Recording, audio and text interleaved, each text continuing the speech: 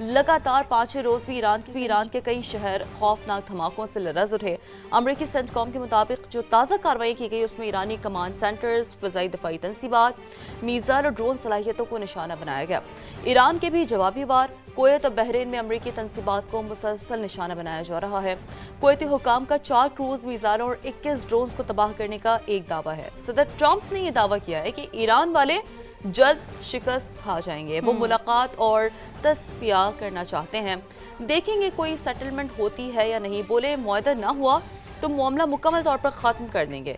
ये बड़ी उनकी जानिब से बार बार हम जैसे कि बात करते हैं कि उनकी जानिब से धमकियों का सिलसिला कभी भी नहीं रुकता। अमरीकी सदर ने ये धमकी दी है कि मुझे डेडलाइन देना बिल्कुल भी पसंद नहीं है, बेहतर यही है कि तेहरान अपना रवैया दुरुस्त कर ले। ट्रंप सरकार ने ईरान में ज़मीनी फ़ौज भेजने पर भी मुशावरत और सोच विचार है वो शुरू कर दी है, जबकि सिचुएशन रूम में आला मुआवनीन के साथ उन्होंने मुशावरत की है।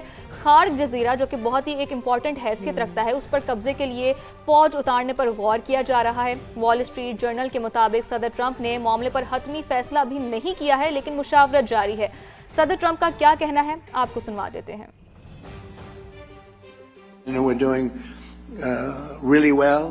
With Iran, the Islamic Republic of Iran is not happy right now.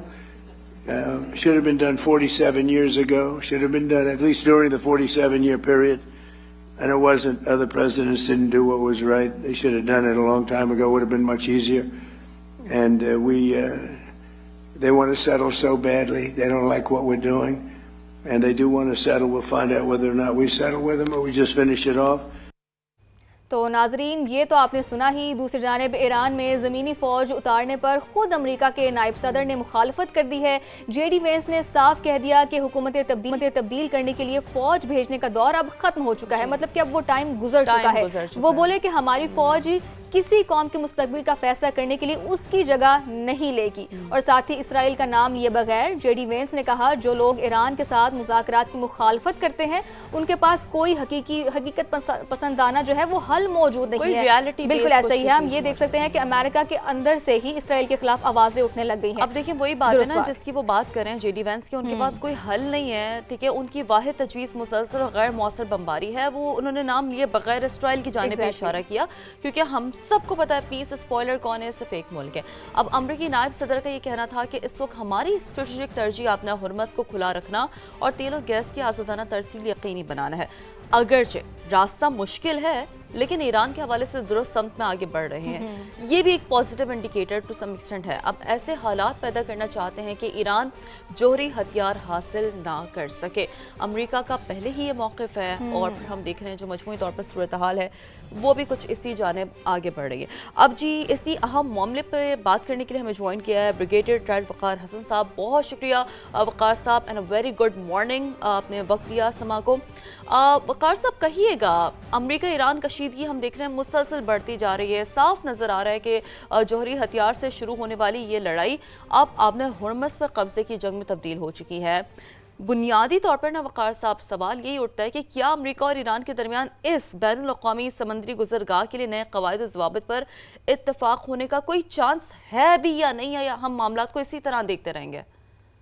جی بسم اللہ الرحمن الرحیم، thank you very much. I think پہلے بھی شاید بات ہوئی تھی کہ یہ جو ٹرائنگل ہے لڑائی کی یہ خاصی انسٹیبل ہے۔ تینوں کارنر جو ہیں، ایک طرف ٹرمپ صاحب ہیں، ایک طرف ایران کی IRGC ہے اور ایک طرف نیتن یاہو ہے، اور اس ٹرائنگل کو بیلنس کرنا بیسیکلی بڑا مشکل تھا جب پاکستان نے بھی ایفرٹ کی اور کافی کامیابی ہوئی۔ انفارچونیٹلی جو ہے جب بڑی دو چیزوں پہ اتفاق ہو گیا تھا اور 60 دن کا ٹائم بھی دیا گیا تھا اسلام آباد پروسیس کے بعد پھر سوئٹزرلینڈ میں، اس کے بعد چھوٹی چھوٹی چیزوں کو نظر انداز کیا جا سکتا تھا، اینڈ دیٹس وائی آئی فیل کہ یہ بہت زیادہ مس کیلکولیشن ہو رہی ہے تینوں سائڈوں سے۔ پھر نیچے کچھ اور آپ کہہ لیں ممالک اینٹیٹیز ہیں اس ٹرائنگل کے نیچے جہاں سے فردر انسٹیبلٹی آ سکتی ہے، اس میں GCC ہے، ہوتیز ہیں، حزب اللہ ہے۔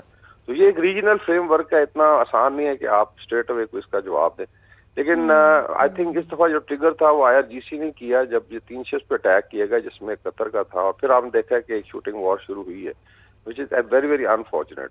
ابھی آئی ڈونٹ نو امریکہ کے پاس کیپیسٹی ہے بیکاز وہ ایک سپر پاور ہے، ڈپلوائے کر سکتے فورسز، اس میں امریکہ کانٹیننٹ کا تو نقصان نہیں ہو رہا ہے، واشنگٹن یا نیو یارک کا نقصان نہیں ہو رہا، وہ تو ریجن کا نقصان ہے، لیکن ادھر جو ہے I don't know how IRGC is calculating. 3 चीजें लड़ाई में जो देखने वाली होती हैं, एक तो आपकी कैपेसिटी कितनी है, मिट्टी की एबिलिटी, वो उनकी अपनी कैलकुलेशन है। दूसरा सबसे ज्यादा इम्पोर्टेंट होता है कि रीजनल एनवायरनमेंट क्या है।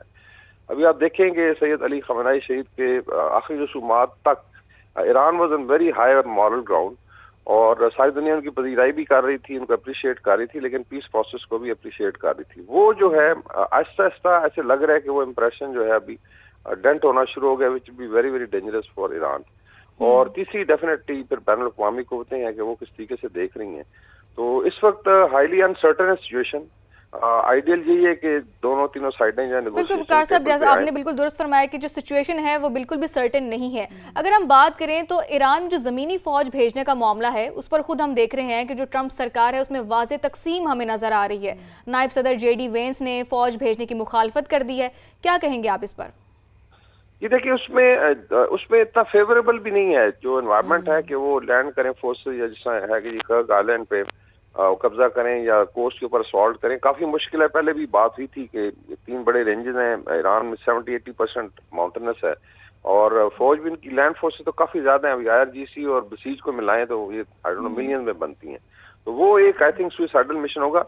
लेकिन जो शूटिंग वॉर है जिसमें मिसाइल्स और बाकी चीजें यूज हो रही हैं, उसमें मेरे ख्याल में ईरान का ज्यादा नुकसान हो सकता है। और अगर खुदा न खास्ता इंफ्रास्ट्रक्चर पे अटैक होता है, लाइक अभी बात हो रही है पावर लाइंस पे, कल ये पानी के जखीरों पे अगर लड़ाई शुरू होती है तो उसके बाद फिर खुदा न खास्ता गल्फ में भी ये फैल जाएगी।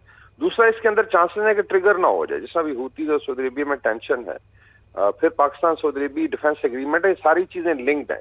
तो इसमें दैट्स व्हाई आई थिंक इस लड़ाई को जल्दी खत्म करना बड़ा जरूरी है, बिकॉज इसमें रीजन का बहुत ज्यादा नुकसान होना है। इसमें इजराइल और अमेरिका हाथ तो झाड़ के पीछे हो जाएंगे, और खुदा न खास्ता रीजन जो है सेक्टेरियन वॉर में चला जाएगा। So that's where I think जिम्मेदारी जो है अभी ईरान पे भी है कि वो पॉलिटिकल लीडरशिप चीज को जो है वो नॉर्मलाइज करे। और कोई रीजन नहीं है, जब सारे पैरामीटर सेट हो गए थे तो आप आगे चल सकते थे।